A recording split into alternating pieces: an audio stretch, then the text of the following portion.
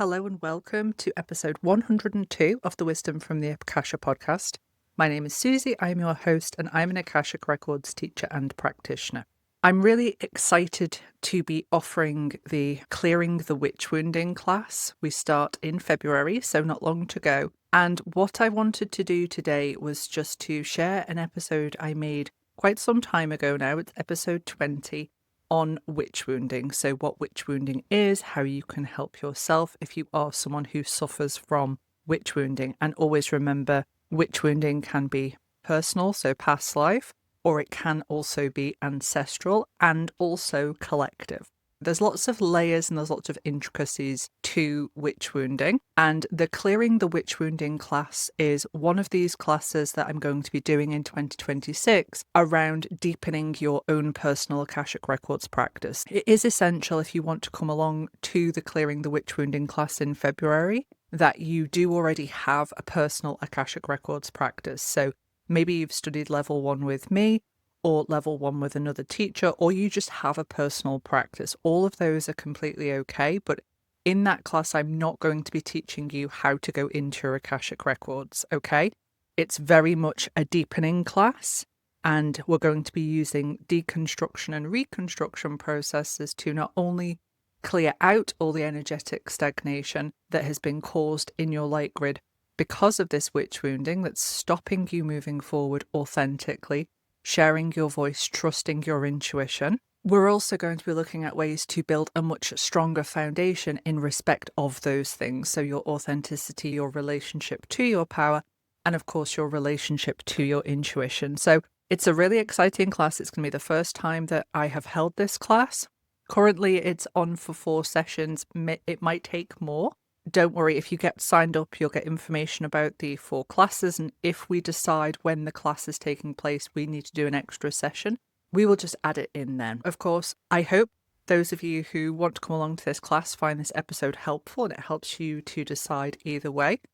If you aren't ready yet to do that class, I hope this episode gives you some tips and some ideas to start working through your witch wounding yourself. And that maybe when I run the class again in 2027, maybe then that's going to be the right time for you to take this class. So here is the replay of episode 20 where I explore the concept of witch wounding further. Welcome to episode 20 of the Wisdom from the Akasha Podcast. My name is Suzie. I am an Akashic Records teacher and practitioner. And today I am going to be talking about witch wounding. Witch wounding is something that comes up in Akashic Records sessions with clients, either one-on-one with me or while they're exploring their own Akashic Records. It's a very common wound that lots of people who are on their spiritual journey at this time hold within their light grid. Now, this wound can be past life, it can be ancestral, it can be multiple past lives, it can be multiple ancestral lines. And what I want to talk about today is how this shows up in the individual's current reality and how to move through this witch wounding. I am sure those of you who are listening to this are well aware of the fact that throughout time, there has been persecution of individuals, especially female individuals who had intuitive gifts, who had the ability to clairvoyantly see, who worked as healers or who worked as midwives or medicine men and women. This persecution could have happened to this individual in a previous lifetime. It could be through their ancestral line, but this wound is something that is held by lots of people on the spiritual path. There's also a collective wounding aspect to this. When you choose an incarnational body, when you choose a female or a male body, what you do is you take on the collective wounding of that gender, because the majority of persecution against people through a time in respect of witch wounding has been predominantly female, although of course there were males who were persecuted for this.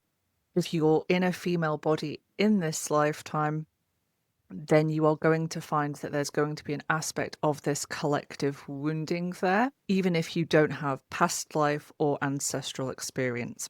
Now, lots of people will come to me, they will have extremely strong gifts. They will be very psychic. They will have a really strong connection to the astral realm. They will have what I call healer hands. And healer hands are when I connect into somebody's Akashic Records and I just feel this surge of energy all the way through the arms into the hands. And when somebody has these abilities are not a one lifetime thing. This is not, I've taken a Reiki course and this is what's happened to me, or I've spent 6 months trying to open my third eye and this is what's happened. All of your gifts, abilities, skills, and also your passions are built up over many incarnations. What can happen in this lifetime is people will, for example, do a Reiki class or come and do an Akashic Records class, and what they're doing is they're not learning a new modality, they're reawakening and activating within them the memories, the soul memories of what they have learned before and what they have worked with, the systems and practices that they have been initiated into in previous incarnations. There can, of course, also be ancestral gifts. So when you choose a family line to be born into, there may have been a specific reason in respect of the lineage that you're born into and the gifts and skills that that lineage holds. What I find is that lots of people have these abilities.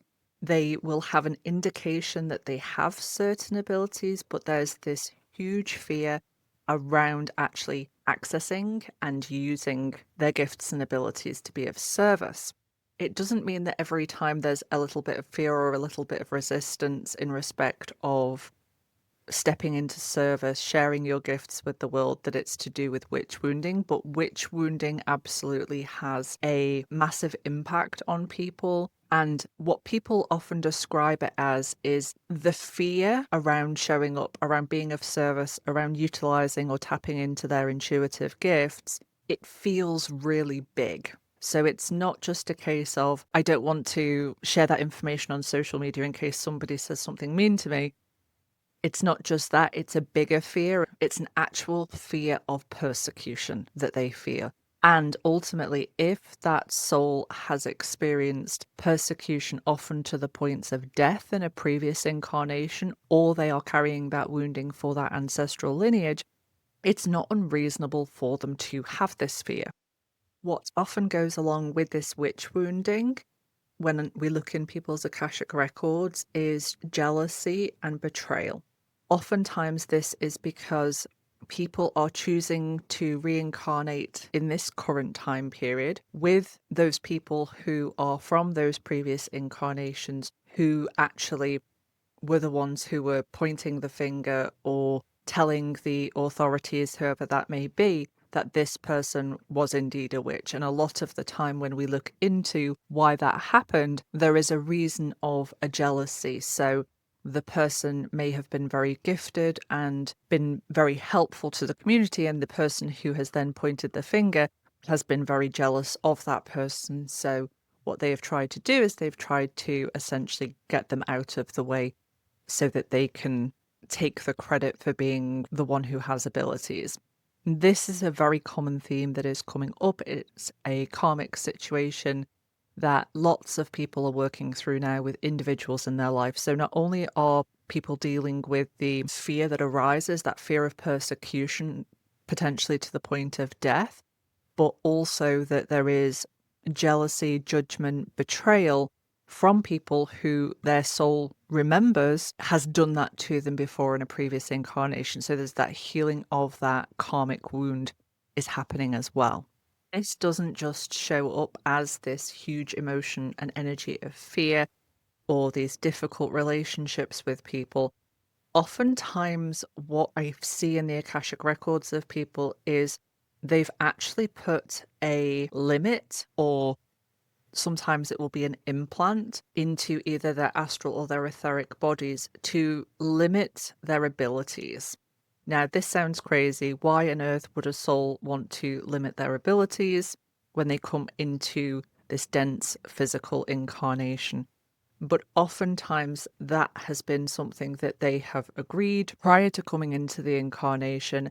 And each individual soul is different in respect of, is that soul ready to let go of those blocks, of those implants, of those restrictions that they've self-imposed, or do they still have a use? That is individual and unique to each person. Some souls, they are ready to let go of these blocks, these limitations, and we can do so when we do Akashic Records clearing or when they do clearing on themselves. Sometimes there's a reason, and we can in the Akashic Records dig into the reason as to why the soul, the higher self, wants to hold on to the block or the limitation, because if the soul isn't ready to release it in the clearing process, there is always a reason as to why. There's always something still that has to be learned or overcome before that can be released. Some people, just understanding that this is something that they have experienced in the previous lifetimes, or they've taken on the ancestral wounding, or both, gives them that permission to start dealing with how that is showing up in this lifetime now. So maybe they are not speaking their truth. Maybe they are holding back, telling the world about all the amazing services that they offer. For some people, that knowledge and that information is enough. For other people, they like to use the Akashic Records for the clearing aspect of the work to be able to help move that energetic stagnation through. It's essentially getting support from your guides in the Akashic Records, your soul, and saying, right, we need to move this through, we need to deal with this so that we can move forward. And we are able to do that in clearing. However, as I have said before, Akashic Records clearing is not a magic wand. It's not a case of we can clear that witch wounding and then all of a sudden you're going to be confident, you're not going to suffer from imposter syndrome, you're going to be able to take aligned action and start showing up for yourself every single day.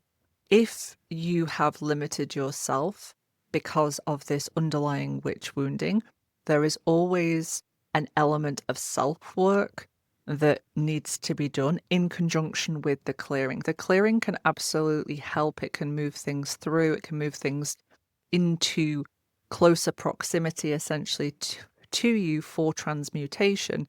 But there's also an element of personal responsibility in you addressing the programming, the conditioning, the behaviors and patterns that have arisen in this current incarnation based on that witch wounding that exists. If you are someone who thinks you may have this witch wounding, either past life or ancestral, and you really want to start dealing with it and working through it, first piece of advice, as with everything, is try to make sure your nervous system is regulated before you do any work.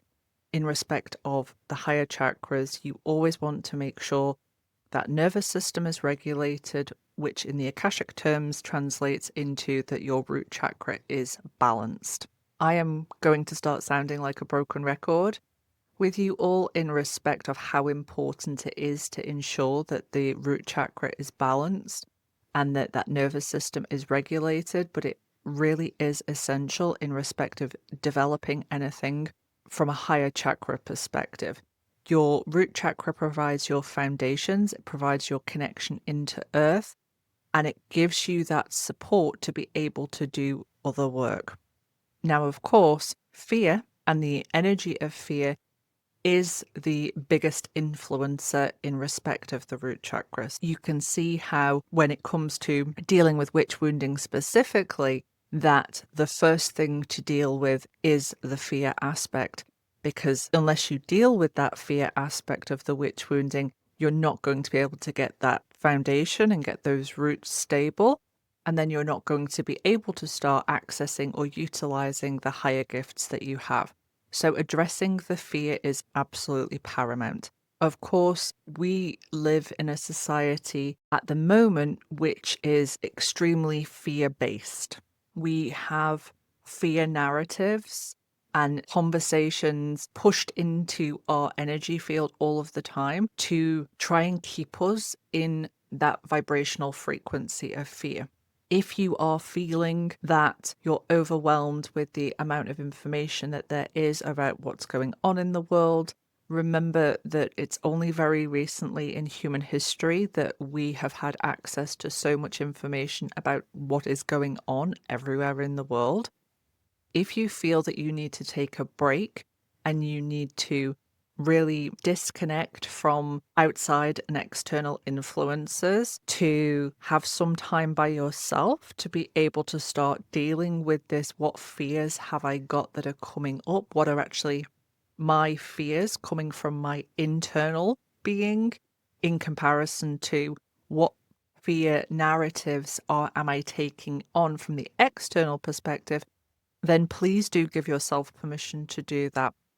This is not about avoiding what is going on in the real world, but it's about you being able to identify and analyze what is yours and what is coming in from outside of you so that you can then get yourself into a position of regulation or balanced from a root chakra perspective. Those of you who are in the membership, it would be worthwhile going back to the episode on the root chakra and the energy of fear, and also the PDF document that helps you work with that. If you're in the membership and you're thinking, I definitely have this, I would highly recommend going back and looking at all of that to help you deal with this fear aspect. Perspective of the chakra system, witch wounding can affect a number of different chakras. Predominantly what we'll see is the witch wounding affecting the solar plexus chakra, that personal power center, the throat chakra, so that ability to live and communicate from a place of complete authenticity.